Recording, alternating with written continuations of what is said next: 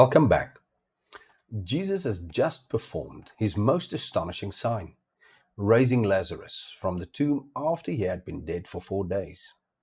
This was an undeniable public display of divine power over death itself. You would think an event like this would lead to universal belief, but instead it leads to a dramatic and permanent division among those who saw it.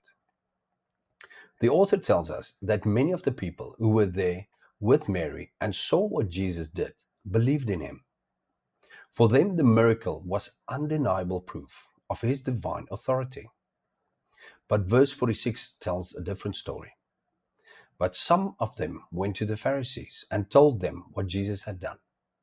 They didn't go to share good news, they went to report him. This shows a profound truth. A person's response to a miracle depends entirely on the moral condition of their heart. If a heart is hard, even seeing someone raised from the dead won't make a difference. The report sends the religious leaders into a panic. They gather the Sanhedrin, their ruling council, and their conversation is revealing. They don't deny the miracles. In fact, they admit this man performs many signs. Their problem isn't a lack of evidence. Their problem is fear.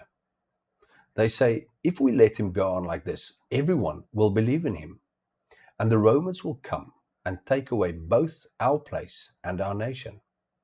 They are terrified of a popular uprising. They fear that if the people hail Jesus as the Messiah King, Rome will crush the rebellion and they will lose their positions of power and their temple, what they call our place. It is into this panicked political debate that the high priest Caiaphas speaks. He rebukes their indecisiveness and makes a cold, calculated statement. It is better for you that one man should die for the people, not that the whole nation should perish. Caiaphas is arguing from a position of political expediency. He believes sacrificing one man, Jesus, is a small price to pay to prevent the destruction of the nation by Rome. But the author, John, tells us something incredible was happening. He writes that Caiaphas did not say this of his own accord, but being high priest that year, he prophesied that Jesus would die for the nation. Unknowingly, this corrupt, power-hungry man was speaking a profound divine truth.